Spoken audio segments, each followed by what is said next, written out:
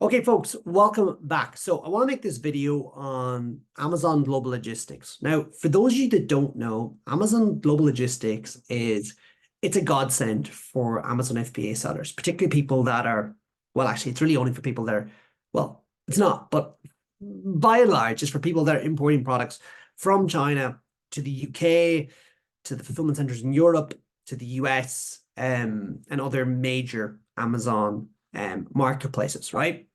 Now, in the past, when I first started with selling on Amazon, I imported the goods to a third-party warehouse, and then from there, they were prepped with labels and they were sent into the Amazon fulfillment center. Now, there were some advantages to this, right? As in, you didn't have to send all your goods to Amazon day one, which meant that, if the product didn't sell or you needed to make changes to the item, if there's something wrong with the item, like the box, the cartons, whatever, that it become apparent before it reaches Amazon, which could save you a lot of money in retrospectively fixing that.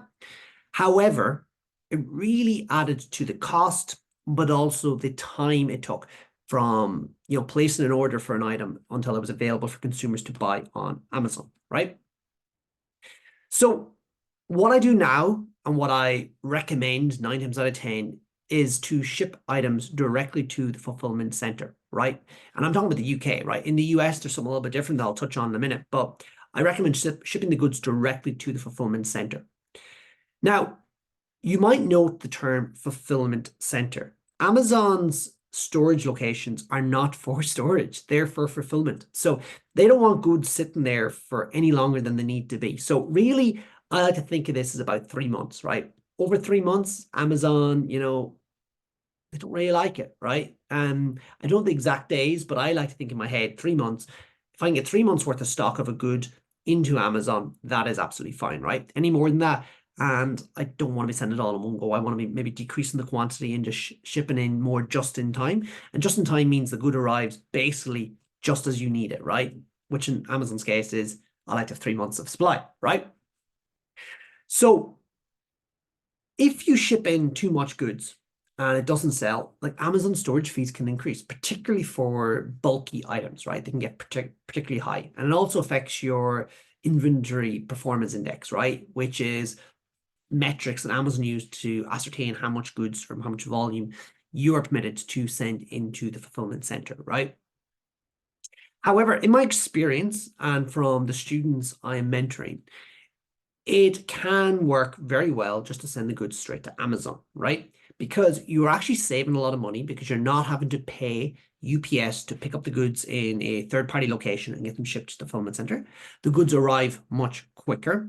You yourself don't have to physically handle them because we don't want to be doing that. And the consumer gets the goods quicker, and which means that, they're going straight from China to the fulfillment center, right?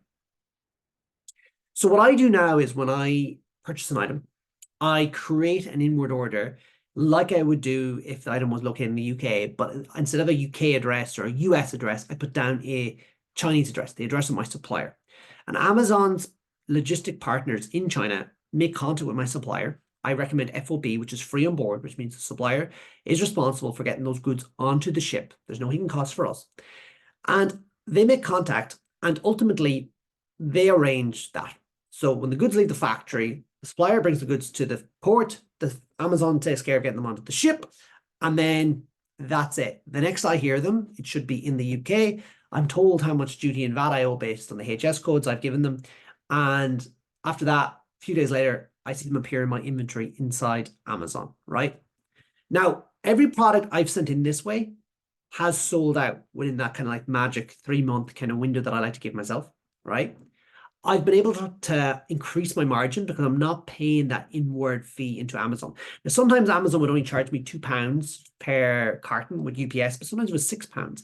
And, you might think that's not a lot, but, depending on the carton quantity, like how many units you can fit in a carton, it can add up. And it's extra margin that I am giving away, right? And extra work and extra management because you're always dripping items into Amazon. You're drip feeding them into Amazon. Whereas the way I do it at the moment, they're sent straight to Amazon.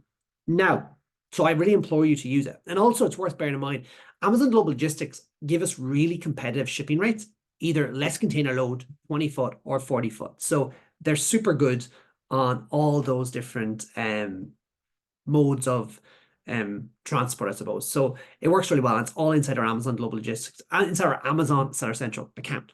However, I think it's also worth bearing in mind that things have changed a little bit in the US. So what Amazon now have is that you can ship straight to a like a pre-Amazon warehouse, but it's actually owned by Amazon, and then they automatically drip feed your product into the fulfillment centers. So this could be really good for us if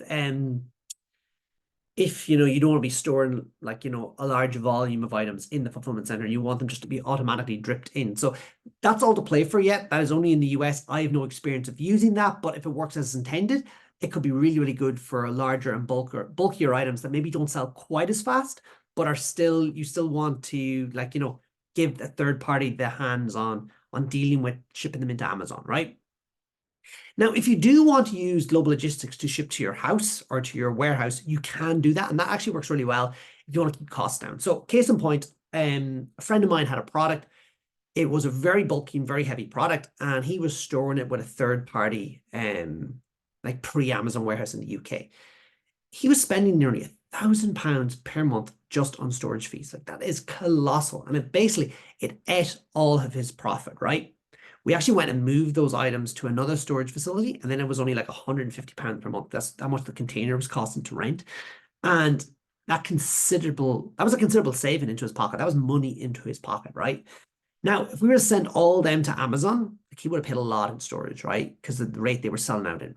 What he done was he stored them in this third-party container, and he was only paying $150 a month, and then he dripped them into Amazon. So for some products, the drip into Amazon model works well, particularly even a third-party storage location.